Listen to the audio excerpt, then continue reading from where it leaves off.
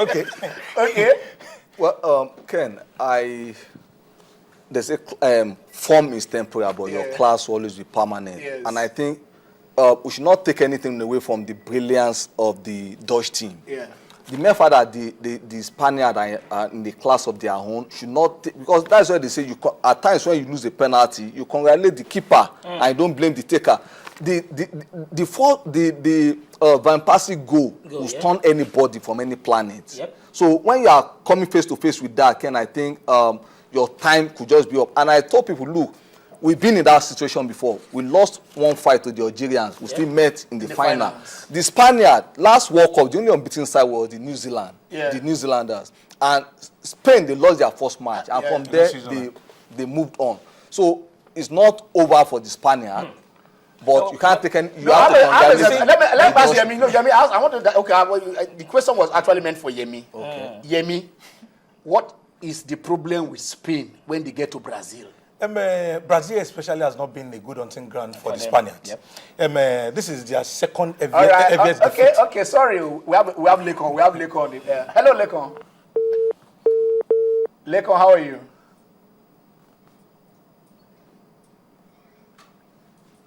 Okay, we'll try and get back. Try and call back so we can get you. So this is their second ever defeat in history. They lost to Brazil in the 1950 World Cup. Brazil defeated England 7-1. They defeated Spain 6-1 in 1950. So the Brazilian soil has not really been a good hunting ground for them. See what happened at the Confederations Cup too, in the final. That was when Spain was seen to have been at the highest form. Yes, like Okwe said, form is temporary, class is permanent. But South America, Brazil precisely, has not really been a good hunting ground for the Spaniards. And I'm just hoping that they will be able to pick up the pieces of what is left of their World Cup aspiration. Are we taking anything away from the technical, the technical and the tactical ingenuity of Louis van Gaal? No, you don't. I don't believe it because, of course, what I'm saying is the one that invented the tiki-taka. Coming in, in Barcelona, of course, Johan Cruyff came in and then it was the Dutch team, and then he put, got it to that particular level, and then so he knows, the antidote to tiki-taka, But then, like we are saying here, it is Spain for Spain. The first time they collected 6-1. Yeah. They went to this time along. Exactly. The first time they said they traveled on sea. So it took them 3 months from Spain. So they blamed it on fatigue. So they said on fatigue. They collected 6-1. But now they traveled by air. They flew on super jets. They collected 5-1. But the thing with Spain is they can get, like what I said, they can get a bad first match and then go on. From strength to strength. Even at the Euros, after the first match, people were saying 4-6-0. All right, let's go down to talk to Habib. How are you, Habib? Habib, good afternoon.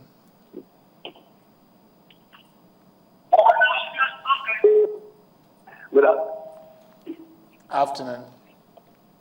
Afternoon. Go on.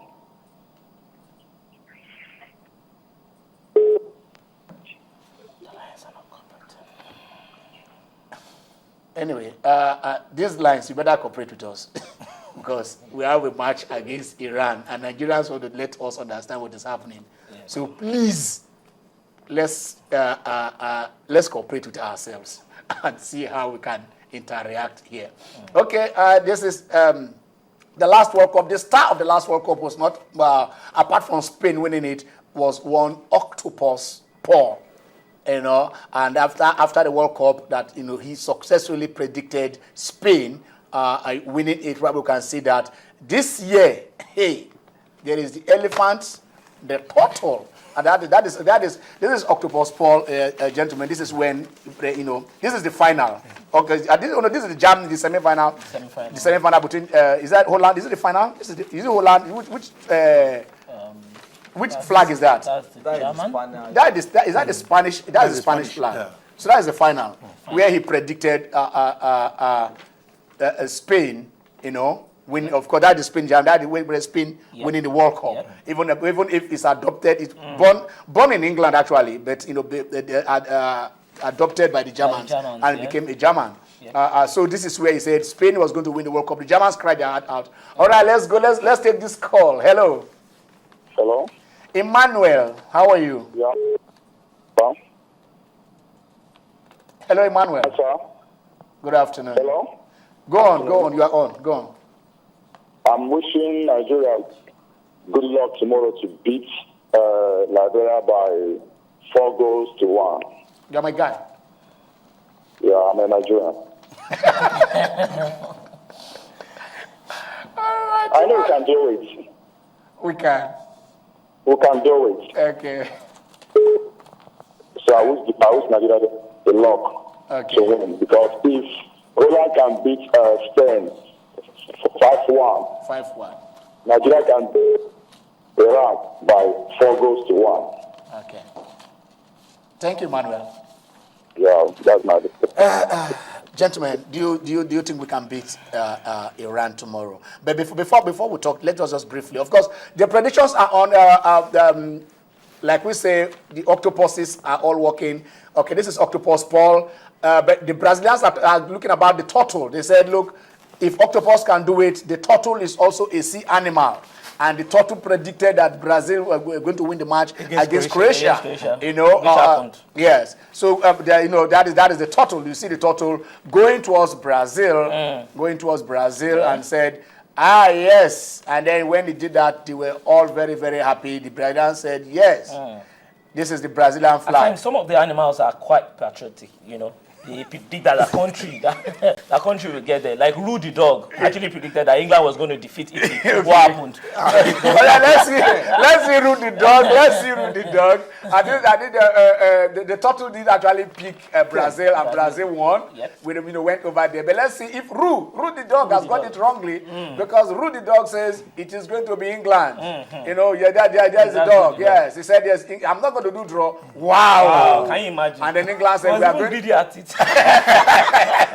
It's not a draw. I said we are going to beat it. Yes. Just to point out some, this prediction business, Yes. if it has been during the opening ceremony, Yeah. that means the only country that would not have won this World Cup will have been Nigeria. Because Why? what? They gave us a Nigerian flag. Okay. You have to go there. Okay, I think FIFA has apologized to They have actually Nigeria, apologized, and Nigeria said we have accepted the apology. I don't really want those two. Okay, okay, I love that. Okay, And that is Nelly the elephant. Okay, that's Nelly the elephant. That's Nelly the elephant kicking the ball, and then that is the thing. So that is it. He also Nelly the elephant also predicted Champions League. Champions League Euro 2012, Champions League of 2013, and he got it right. And he got it The right. animal got it right. But it has to be said that even octopus, All right, let's take our caller. Hello, Basi, how are you? How are you, Basi? Yeah. Are we winning? I'm happy I get through. You know, when we went to the Nations Cup, we brought a lot of our big stars. Okay. Are we beating Iran? The Nations Cup, and now we are going to be some of these big boys. Do you think that guy mentality will still remain there? I prefer those guys that